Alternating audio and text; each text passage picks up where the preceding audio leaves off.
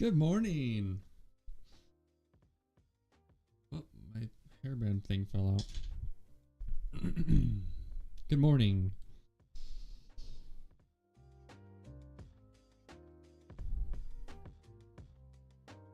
Happy Friday.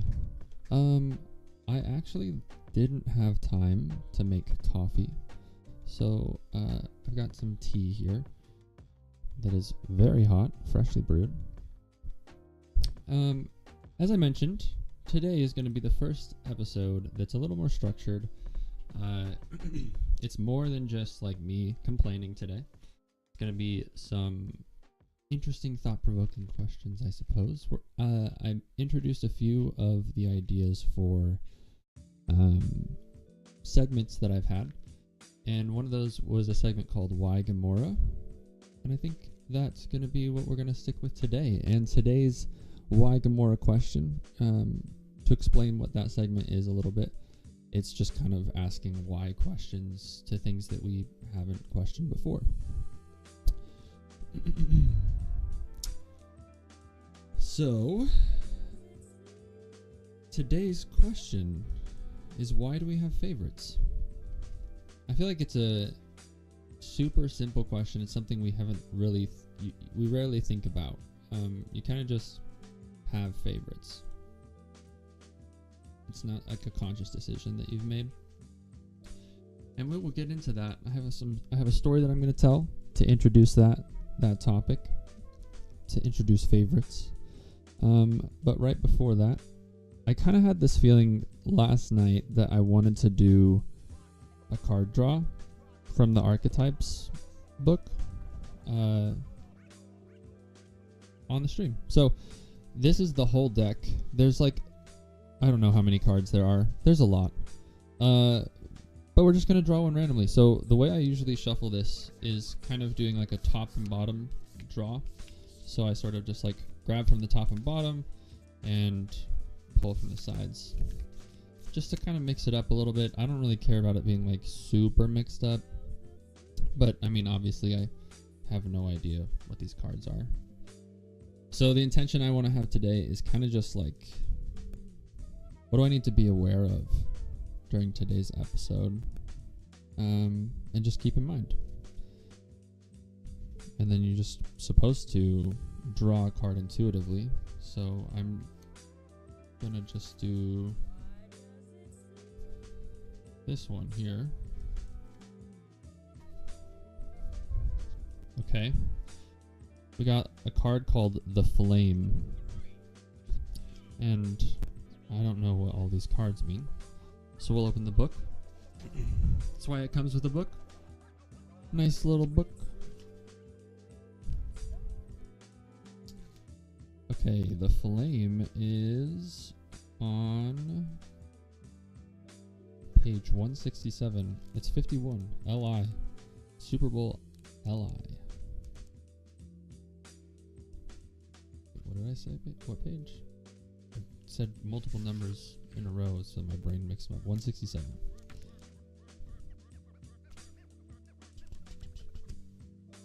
If anybody's there, how am I sounding right now?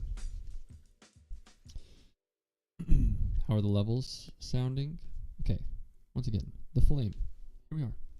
Page 167. In Sanskrit, the word for fire is Agni. The ancient yogis saw this flame at the center of the abdomen and believed it to be responsible for our vitality. When it is lit, we are connected to our purpose and sense that life is a sacred gift. It is said that those who cannot see the sacred around them have let their inner flame go out. Think of this card as a call to reignite that fire, to cup your hands gently around those things you've forgotten and protect the flame no matter how harshly the winds around you blow. It could be an inner archetype that begs you to light its wick. It is likely that the poet, the mystic, or the shaman would call to you with the language of the flame. Interesting. I feel like that is pretty applicable today. The reason I've chosen today's topic for Why is Gamora, why do we have favorite colors, is because I've been trying to, as Jesus would say, become as a little child, right? there's sort of this idea that we're born into the world clean and pure in Mormonism and in many Christian religions. Well, actually, some of them believe it with the fall of Adam. Anyways, doesn't matter. We're not going into theology today.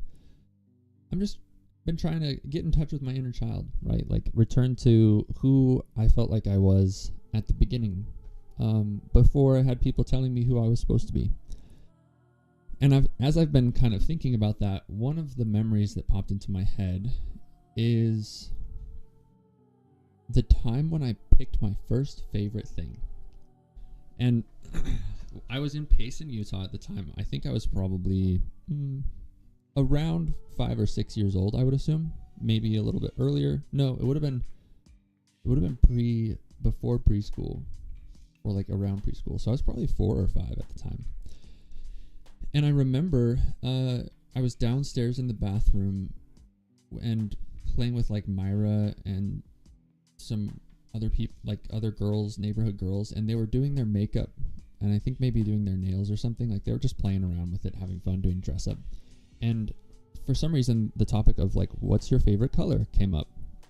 And I don't remember hearing this, like the concept of favorites. This was the first time in my working memory that I remember hearing that. And I was like, what do you mean favorite color?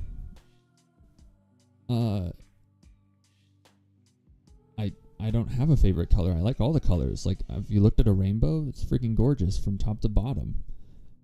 And apparently, like you're supposed to just have a favorite. You're supposed to pick something that out of this category of things, this is your favorite thing.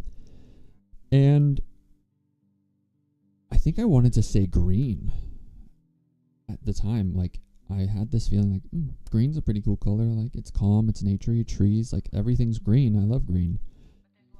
But I didn't think green was a cool enough color. I was like, if I say green, she's gonna think I'm lame and weird. So you know what color I chose? Red, baby. The sexiest, most badass color of them all. At least that's like the connotation of red. If you look at all of the colors and you think like, what's the vibe? Red is the coolest color, for sure. It's pretty freaking neat. And if you're a kid and you're trying to impress the neighborhood girl that you may or may not have a crush on, I can't remember, you're going to say red. And I want to dissect that a little bit. Because even just like that little moment, that little decision, and the concept of favorites has affected my life way more than I realized it did. As I've been preparing for today's episode, I was just kind of like, holy shit, this one moment. There's definitely like again, we've been talking about these eras of our lives. There was definitely a moment that was like before favorites and after favorites. And I started to pick favorites in everything. I felt like I was obligated to. And I'm curious, everybody in the chat, what is your favorite color? Do you have a favorite color? And has your favorite color changed or evolved over the years? Or have you just picked one and stuck with it? Because mine has definitely changed. I like red, but it's not red anymore.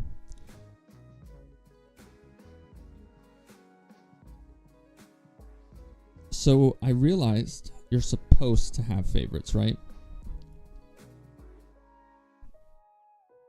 And I don't know why it happened this way, but I ended up thinking that like there were certain periods where I had to pick, like, am I going to use my left hand or my right hand for this, or my left foot or my right foot for this? For example, this is an easier one. If I have a sock with a hole in it and I find out that, like, as I'm putting the socks on, I open the pair after it's been folded and one of them has a hole in it, I will put the one with the hole in it on my left foot, because the right foot is my favorite, and so it deserves a better sock. And like, if I don't have enough lotion for both of my hands, the right hand gets the lotion because I'm right-handed. And so like, I literally have a favorite side of my body because of this one simple conversation. And like, what even is favorites? Like, why do we have to have a favorite thing? Leah says her favorite color is blue because I think every shade of blue is pretty. And Heidi says green.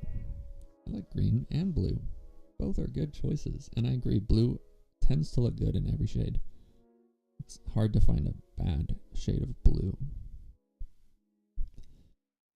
But there's two things in that happened in that moment, right? I thought that internally I liked green, and I changed what I was going to say based off of how I was going to appear to this other person.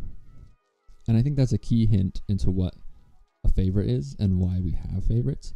It's an easy way to communicate a preference and identify like our sense of self and our personality maybe with something. Like, imagine someone saying I'm a dog person or I'm a cat person, right? Like, my favorite animal is birds, and people are like, what? You're weird, right? Like, that's not a big popular group. So when we pick something that's our favorite, we kind of join a group, become part of that community of people that share the same favorites. And that influences so much more than we really think that it does. Especially if we are concerned with what people think about our decision. So for me, obviously, I would like pick clothes and shoes, and my bike was red because of this inconsequential moment. Hold on, let me make sure I mute my phone.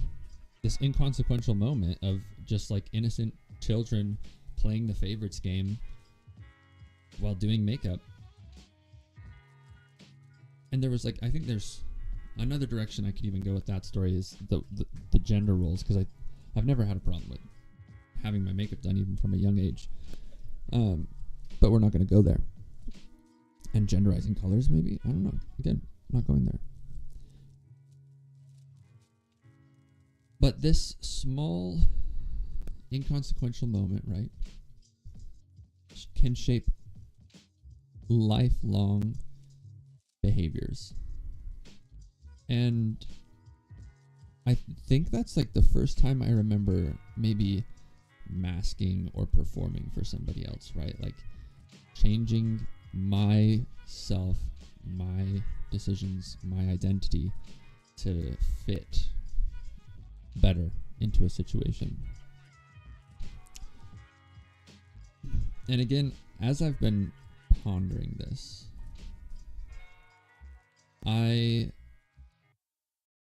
have thought, like, where does this difference come from? Where does this internal conflict or dialogue come from, where there's a part of me that is like, I like X, and then another part of me that is aware of how me liking that thing is going to make me be perceived by others. And it got me thinking about the soul, sense of self, who we are at our core, the ways that we change based off of social cues, social expectations, social norms, constructs, all that good stuff. And it feels like to me, as I've really tried to get in tune with my inner child, that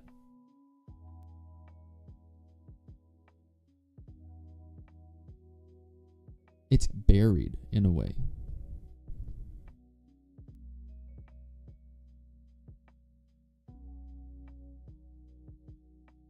Whew.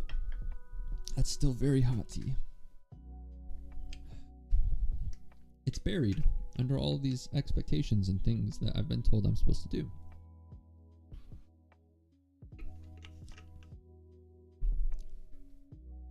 I'm trying to decide how deep I want to go here, because I have some concepts about, I think I'll just go there. Stop doubting yourself and processing things on stream, Braden. Have a plan. Stick with it. Be confident. I kind of believe that when we're born, there's sort of like if you've ever played Minecraft or a game with something with like randomly generated anything, there's a concept called a seed, which is just like a string of numbers, sometimes letters, that when it goes through a certain process can become something incredibly complex yet reproducible.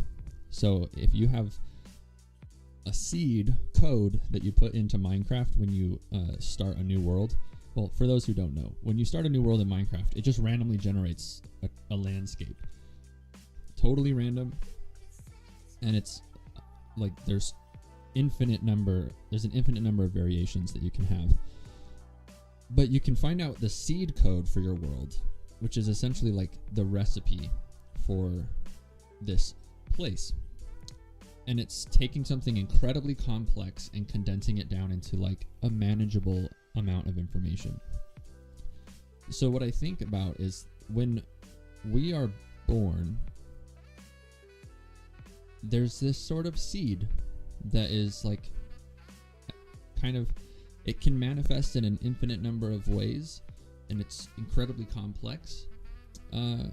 But there's some maybe like core things written in there, like, again, going back to the Minecraft analogy, there's supposed to be a mountain here and a cave here and diamonds over here and lava over there.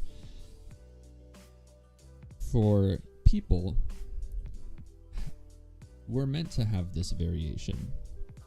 It's evolutionarily beneficial to have variations in that seed, right? If every single person was the exact same, then if some event happened that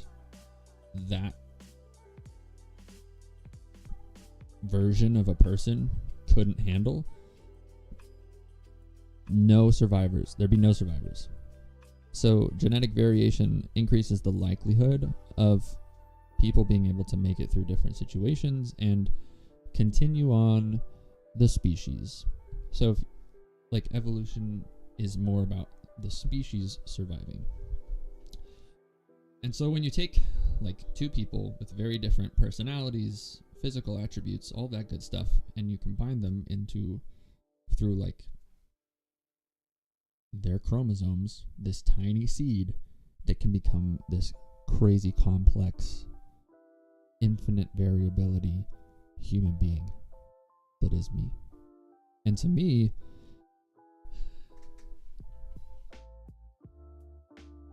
that's like who you are at your core, is this seed.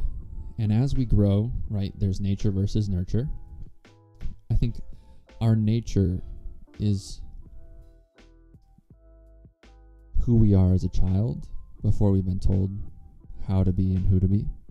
When we're told that we need to have favorite things and to fit into some mold that society or our religious beliefs or school or our friend group or anything tells us that we need to be different than how we naturally would be. If I'd been the most confident kid in the world, I would have just been like, I don't have a favorite color because I like all the colors. I don't discriminate. I'm woke like that. And I'm only 4 years old. I don't see color. But instead, I picked a favorite because of that pressure.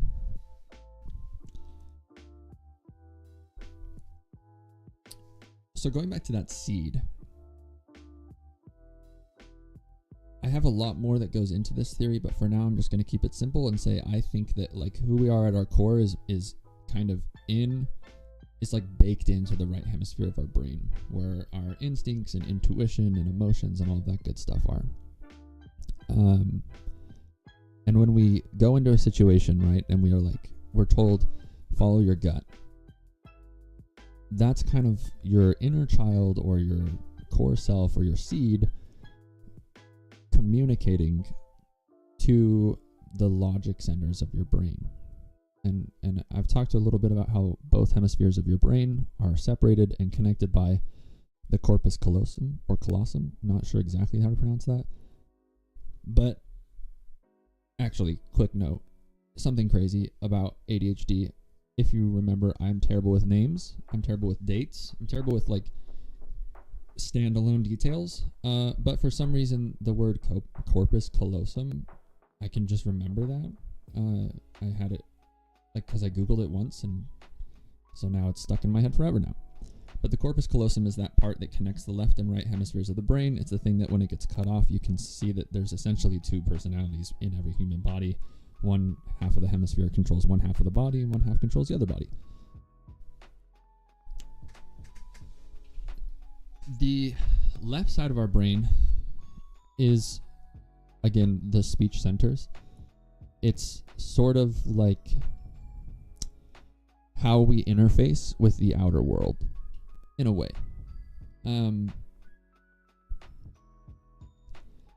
I think that my theory or my hypothesis is that it is more aware of how we're interacting with the outer world and other people, and its job is to kind of keep us safe in the reality that our physical body is in, right? And then the right hemisphere of our brain is like long-term memory, emotions, maybe even like our connection to the divine in a way. But there's this like limited connection.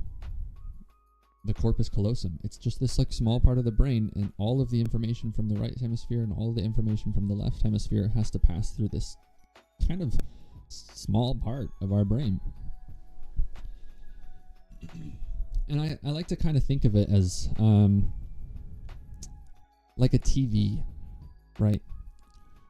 It's like there's these people, or like this group of emotions. Think Inside Out, right? And you're sitting around like a control panel, and you can say what emotions you want this human to feel. And they're all of the, like, the right side of your brain is kind of looking through the corpus callosum as if it's a screen. And the left hemisphere is kind of in control of narrating the screen and like interpreting the screen before it gets put over to the right hemisphere of the brain. So in that moment, right, when I'm confronted with my favorite color, and I feel deep down that my favorite color is green, if I have to pick one, that I like green because I love trees and grass and plants and life and all the things that green represents. Peace, health, good stuff. But I also like all of the things that red represents. Love, passion, fire, anger, all that good stuff.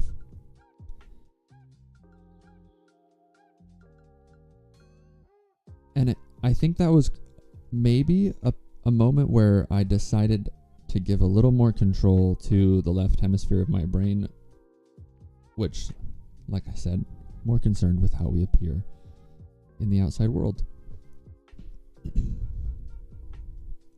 In therapy and in psychology, there's this concept of internal locus of control versus external locus of control. Internal means that you are pretty good at like listening to what you like, what you believe, what you want. Your confidence and your drive and your vision for life kind of comes from inside of you. An external locus of control means that you allow external factors to control how you feel about yourself and your life and the decisions that you make. And no criticism, maybe a small amount of criticism towards Mormonism, I think it programs you to focus on an external locus of control. I think all religion does. Because you're kind of telling yourself that the natural man, the way you naturally feel, the way you naturally want to do things is something you have to fight against to become more like God. And if you follow it, you have to like repent from being yourself, listening to your inner desires the way you naturally are. So that combined with a lot of other things, personality traits, ADHD comes with something called RSD, which stands for rejection sensitive dysphoria, which is like one of the biggest and main symptoms, I guess, of ADHD. And it's this idea that when we experience rejection or like judgment from others, we are way more sensitive to it, and it causes a lot more dysregulation. So even just like the way my brain is wired, I'm more likely to have an external locus of control and care more about how other people are perceiving me, what they think about the way I'm doing things. And in my search for meaning and my desire to become like a little child, to tune into my inner self and really figure out like what my purpose is, what I want to do with my life, who I want to be, I'm trying, and it's very hard. It's so hard to start listening to myself, my seed, my core, the right hemisphere of my brain. I'm just, for some reason, I'm so concerned with how other people think about me. And I don't think it's a bad thing to take that into account and to be aware of it and to let it influence your decisions. But I think that it's important to value equally what you feel inside.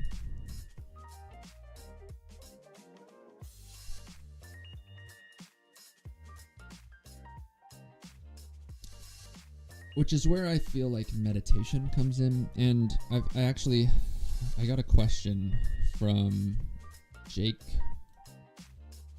I don't want to say his last name. He comments as Milikow on my YouTube videos. So I got a question from him about how I feel about cannabis. And it's a little bit complicated. I think cannabis is fun. It's significantly safer than alcohol, so it just blows my mind that alcohol is like not seen as bad outside of religion, like in I don't know how to phrase that. In the world, I suppose, alcohol is not seen as a big deal. It's kind of like, yeah, everybody drinks, but it's so freaking bad for you. Like, there's actually a chart where they rate comparing the dangers of substances. There's like a chart ranking the harm of psychoactive drugs, including other stuff. Let's see if I can pull up the chart. I'm trying to should I show this? I will. I have the capacity to, the ability to. Okay, we're going to try this for the first time. Make this a little bit bigger. There we go. Welcome to my computer. The most dangerous drugs, ranked by drug experts on damage to user, impact on crime, and socioeconomic effects. And the source for this is Independent Scientific Committee on Drugs, based on analysis of UK drug use. So, not applicable to you Americans. If you're American, you can just tune out right now. You don't have to listen. And it's ranked based off of two factors: harm to user and harm to others. Alcohol, very top. Above heroin, crack cocaine, when it comes to like the combined total harm that comes from this substance or drug. Alcohol is the most harmful to others because it's obviously drunk driving. Like it impairs you in a way that makes you sometimes angry, whatever, right? It has this pretty negative effect. And then second place, heroin. Third place, crack cocaine, right?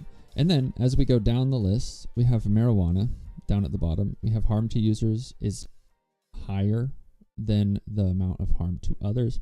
And part of that is because of the level of intoxication, which is equal to alcohol.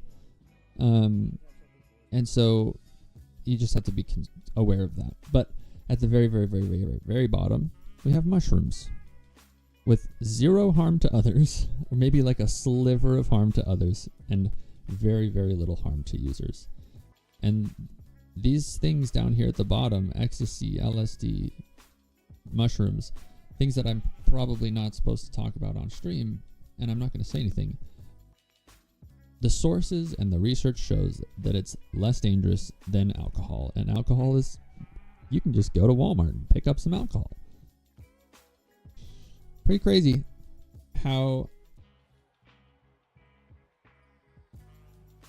social norms, social expectations, and things like that can make us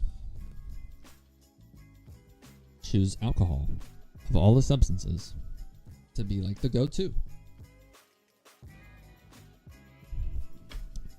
But with cannabis, for me, I kind of feel like it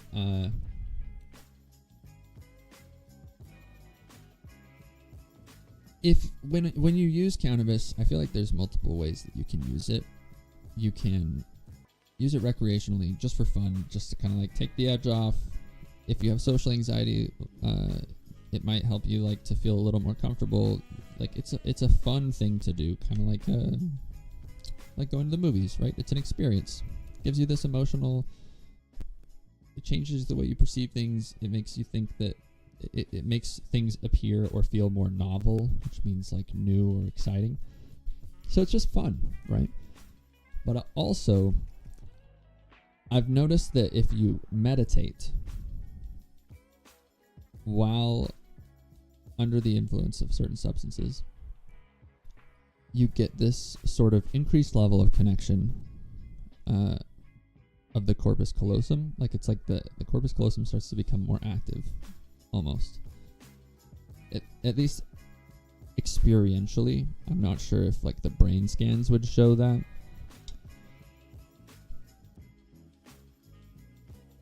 But it's like this moment where I feel like I can more so connect with my inner self.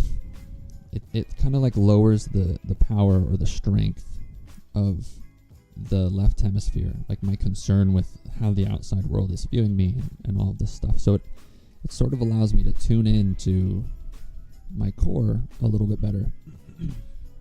That's one of the things that I like the most about it. And a consequence of maybe tuning in a little bit more to the right hemisphere of your brain is you feel, maybe you aren't actually, but you kind of feel a little more emotionally intelligent, more in tune with your emotions and your feelings. And so like when Leah and I, or friends, when you do that together, it like enhances the way you feel, the connection.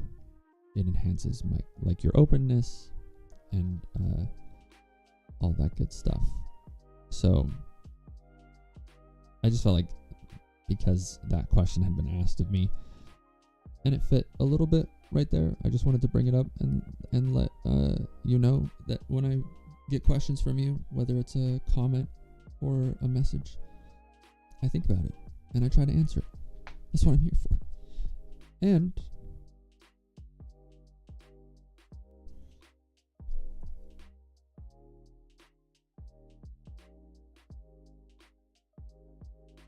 where was I going to go with that? I have no idea.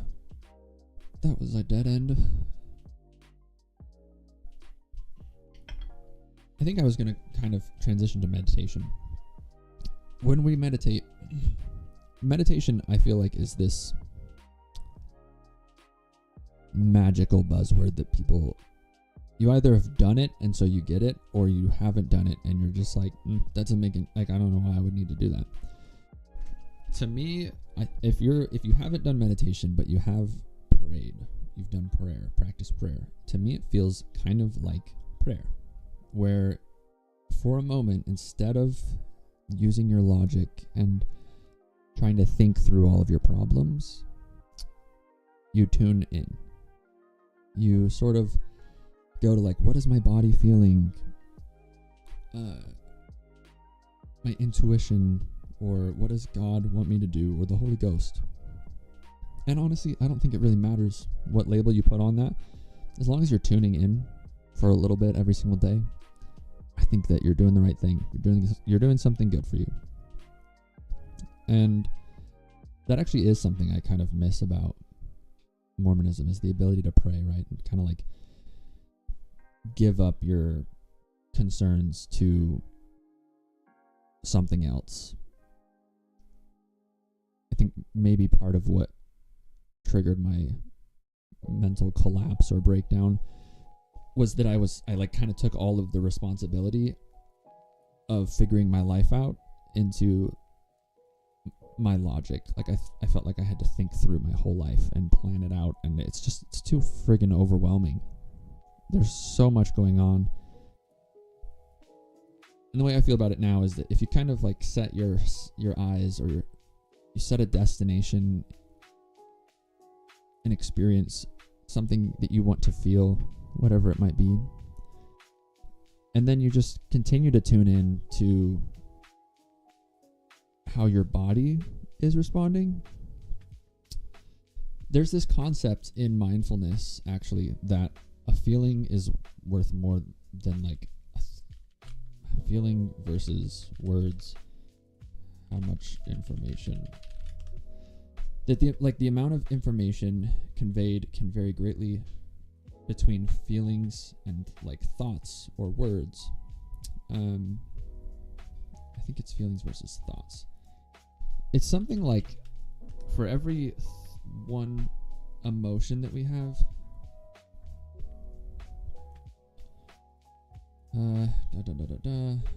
this is interesting. I'm trying to pull this up at the moment. Okay, first of all, this is crazy. Some studies estimate the average person has around 50,000 to 70,000 thoughts per day, which translates to roughly 35 to 48 thoughts per minute. I don't know what counts as an individual thought.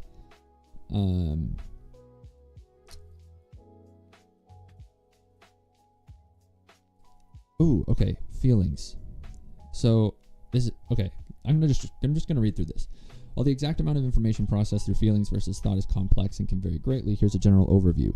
Human thoughts are estimated to process information at a rate of 10 bits per second, according to research by Caltech. There's the bit about 50,000 to 70,000 thoughts per day, and thoughts are used to make sense of the world, form opinions, and interpret experiences. So again, all of this, the left hemisphere stuff. And then we've got feelings. Our body's sensory systems gather data about our environments at a rate of 1 billion bits per second, according to Caltech research. This is 100 million times faster than our thought processes. That's crazy. Nature of information. Feelings are reactions to stimuli, emotions, and bodily sensations. They are often described with a single word like happiness or sadness. So your body is taking in 100 million times more information than you can think about, and then it turns it into a feeling. So you walk into a situation, right? You walk into a bar, and you get this feeling, I'm not supposed to be here. There's something wrong. I need to leave, right? And before I would think like, oh yeah, that's the Holy Ghost. Now I'm kind of like, yeah, that's a feeling. My body is taking in more information than my brain. And so I should maybe tune in a little bit to that feeling. You know, that like intuition, your hair stands up on your skin, you get goosebumps, right? These are all your body's way of communicating with your brain. And if we don't tune in and listen, our body's going to start to freak out at us.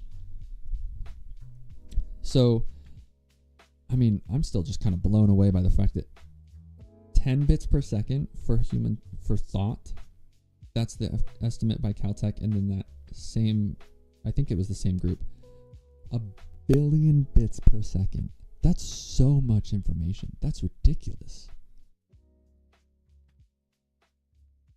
I think that's why so many people, why when people say follow your gut, or they tune into the Holy Ghost or the divine or whatever, they seem to make better decisions and improve their life path or whatever, is because your brain and your body are just on completely different levels. If you tune into the way you feel, you're taking in way more information and more things into account.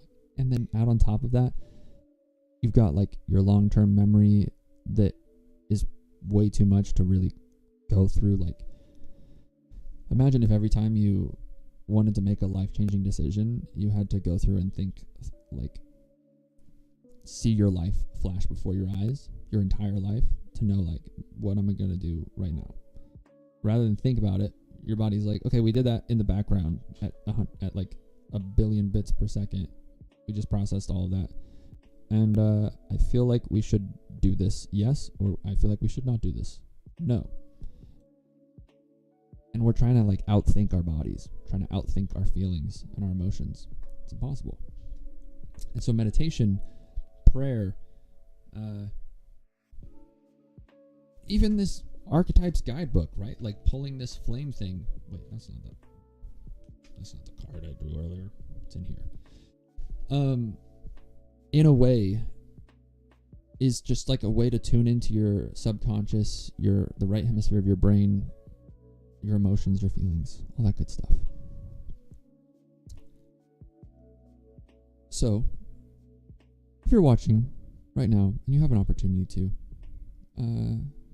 I would invite you to just close your eyes for a second and like acknowledge your body, acknowledge your feelings. Just be like, hey, like think in your head, right? Like you're praying.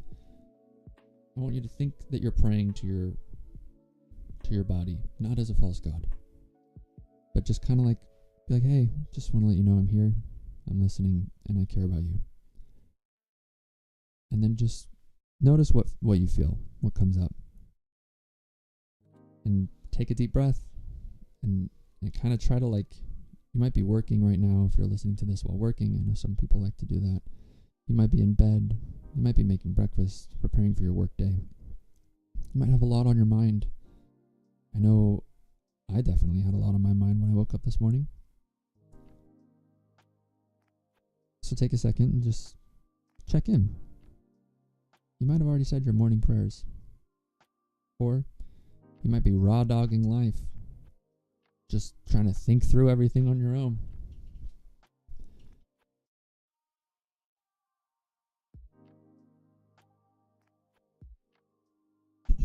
I think one of the benefits, or like the blessings, I guess, of when I had that trip that I talked about on episode 8 or 7, the Texas episode,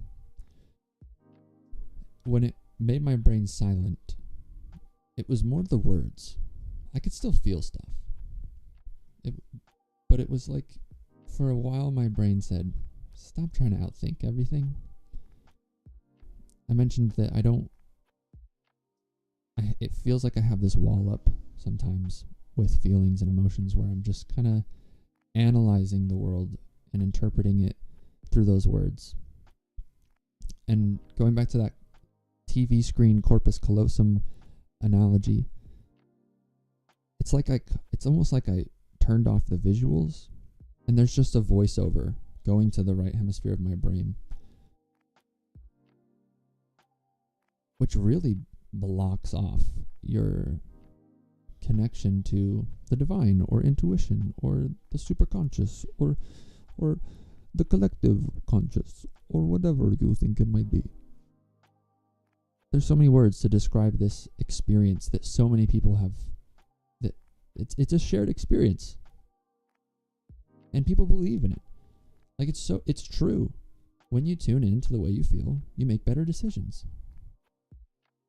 Whatever you call it.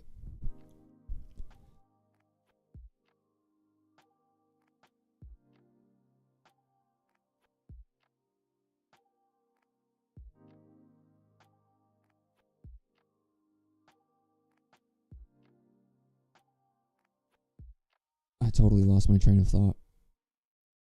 Dang it. I was up till 2 a.m. because sometimes I just can't fall asleep. It's one of the reasons why I regret making this a morning show. But let's go ahead and just transition to coffee chat. I said I would do some coffee chat on Friday, and I don't know if we have enough people here live to do a full-blown coffee chat. But if you are here, or even if you're watching the recording, leave a comment. Let me know. What do you think about all this stuff? I think a fun question to think about is like, what's a favorite that you've held on to for too long? And why? Or an opinion or belief.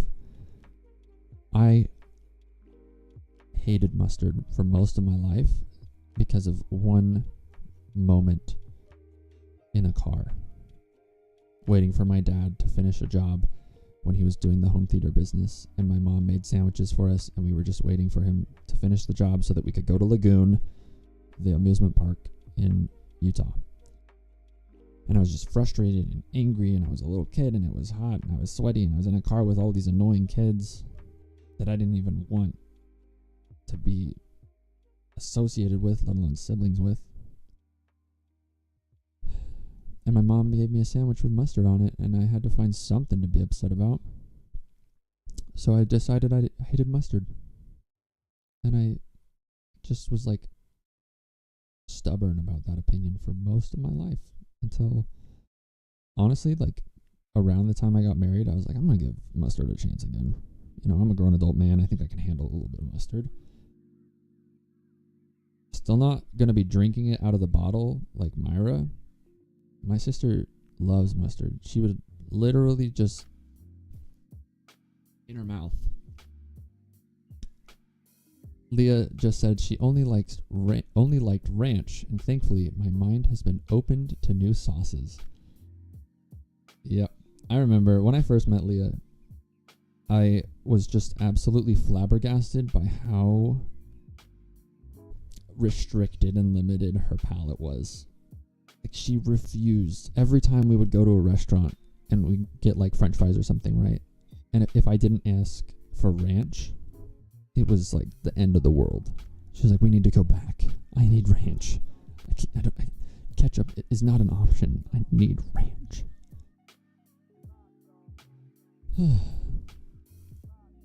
That's a fun one. I like that. That's a good favorite that I feel like you just were like, I like ranch, so I'm going to stick with that, and I'm good with just ranch forever.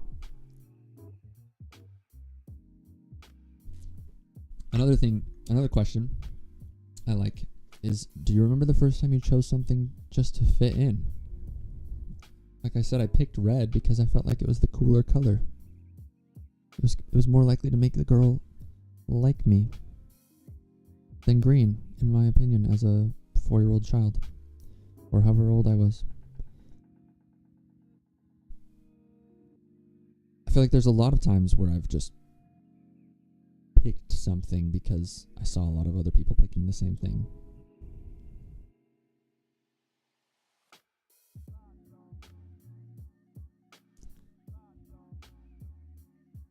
But also, I feel like sometimes it's okay to just sort of follow the crowd, because you can't constantly be like your own individual person, right? You don't want to have to make every decision yourself, right?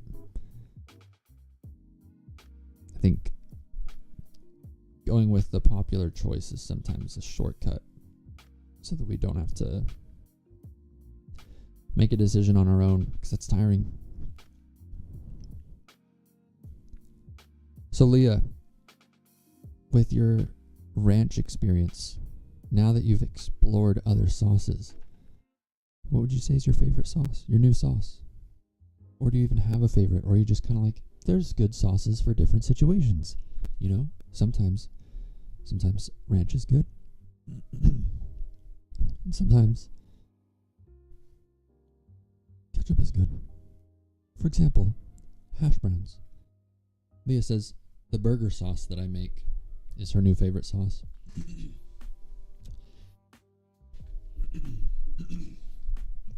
I'm going to drop some tea on you guys. How to make the best burger sauce in the world. It's super simple. You pretty much just take mayonnaise, ketchup, mustard, sometimes a little bit of barbecue sauce if you're feeling crazy, and then whatever seasonings you like. Maybe some garlic powder, maybe some onion powder, maybe a little bit of Tony's, maybe, I don't know, some like Old Bay, anything. Just add some extra flavor. Because I feel like if you just mix all the sauces together, it's good, but there's nothing interesting about it. And then sometimes you can add relish, or you can chop up some pickles, or even banana peppers. Throw that in there. It's good stuff. Balanced sauce. It's got the fats from mayo. It's got a little bit of sharpness from the mustard, sweetness from the ketchup. And then if you add like some hot sauce or the relish or pickles, you get some of that acidity to help break down the fats. Delicious.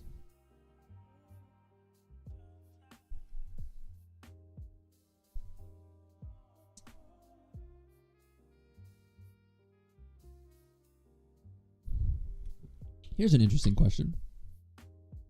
Have you ever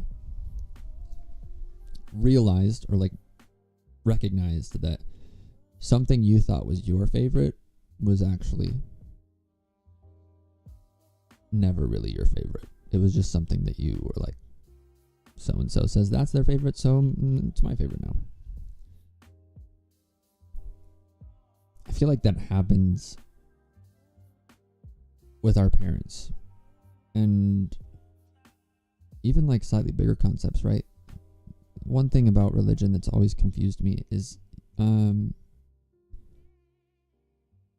I saw a clip. Some guy was asked, what if you're wrong? And he was asked this by some like Christian person in a conference. He's clearly like a atheist or something. And he said, what if I'm wrong about Christianity? Well, then I would have to be right about everything else, right? Like, I'd have to be right to not be a member of the Hindu faith, to be Buddhist, to be atheist. Like, there's the spaghetti monster, all of these other things that are, like, because I was born Mormon, and my family said this is our favorite religion, I just was like, yeah, that's my favorite. And that's a hard favorite to separate yourself from.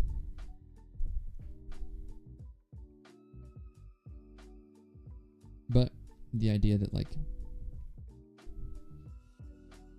of all of the things that can possibly be true or your favorite,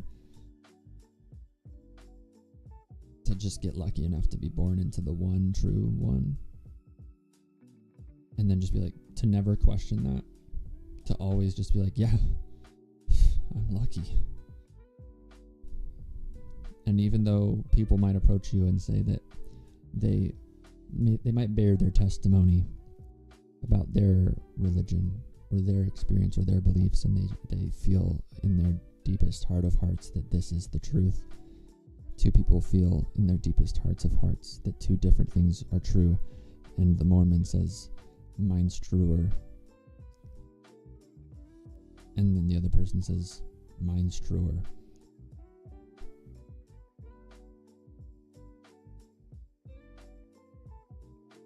I don't know, dude. The whole thing is just a little bit silly to me. I think we're all just trying to explain this crazy experience that we're going through, and we're all just looking for a little bit of help, because it's hard.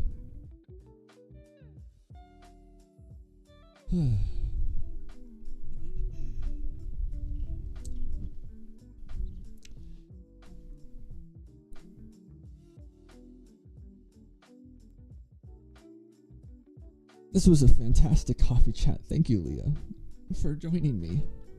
Thank you, Heidi, for sharing that your favorite color was green. Heidi's sick, so she should probably be asleep right now, but she woke up to support me. Thank you. I love you. And I love you, Leah.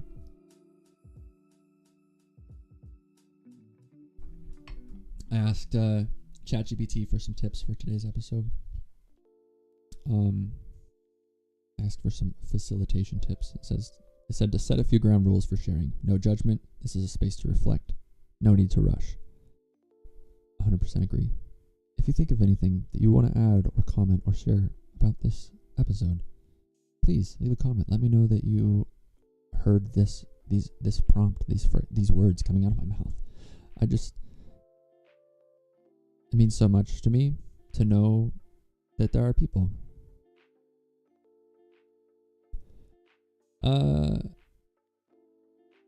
And again, literally no judgment. You can ask me about anything. You can comment about anything. The only thing is, I'm trying to make this a safe place for as many people as possible. So maybe don't be toxic. That might be the only rule. And then it said, if live engagement is slow, reflect aloud or answer the prompts yourself to model vulnerability. I tried.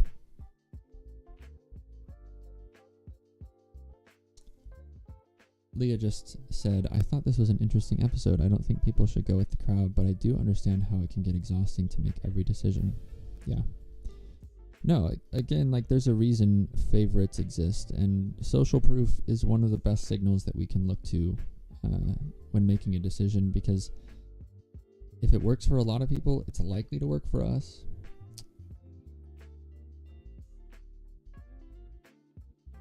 But I think we should always just have that little part of ourselves that's tuning in and checking in. How does this actually make me feel? Does this truly resonate with my body? Because I can only think at 10 bits per second, and then my body thinks at a billion bits per second. Crazy.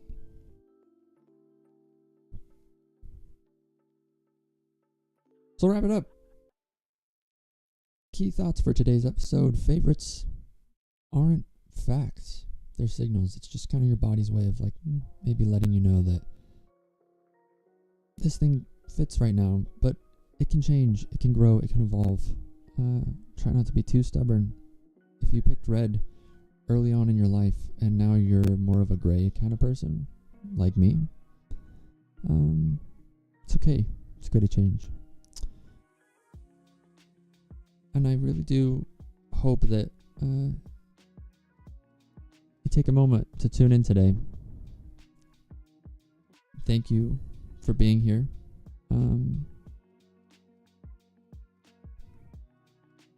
I will see you on Monday. Episode 9, 3 weeks in the bag. I appreciate you being here. If you are here, I love you. Have a great weekend. And I'll see you on Monday. Bye.